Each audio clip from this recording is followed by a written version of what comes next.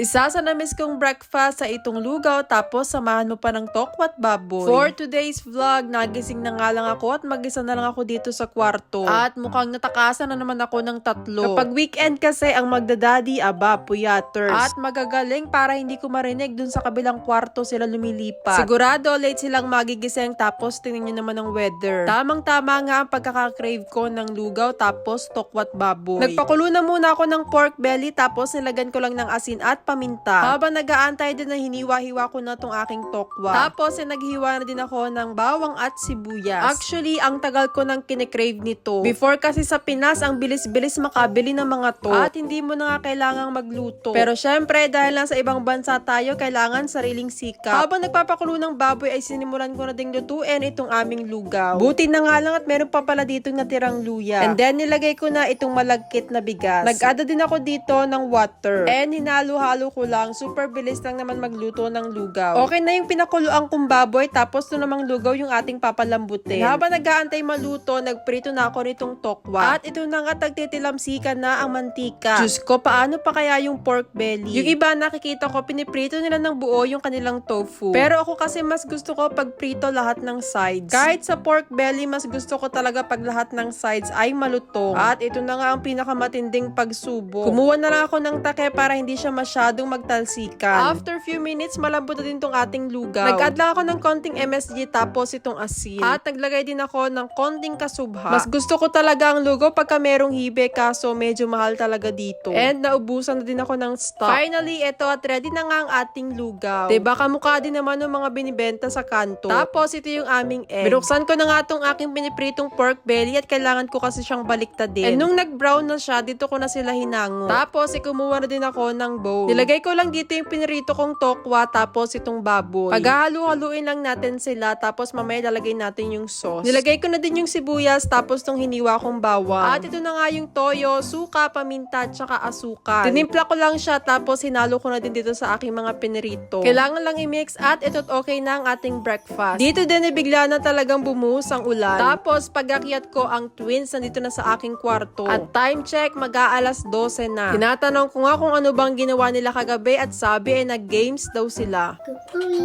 Niready ko na nga din itong kanilang kakainin. Actually, lugaw lang naman yung kakainin nila dyan. Tapos akin itong tokwat baboy. Si Charlie kasi mahilig talaga siya sa lugaw. Pero si Chino mas gusto niya ang sopas. Eto nga at medyo natutulala pa ang dalawa. Inaantok pa ata.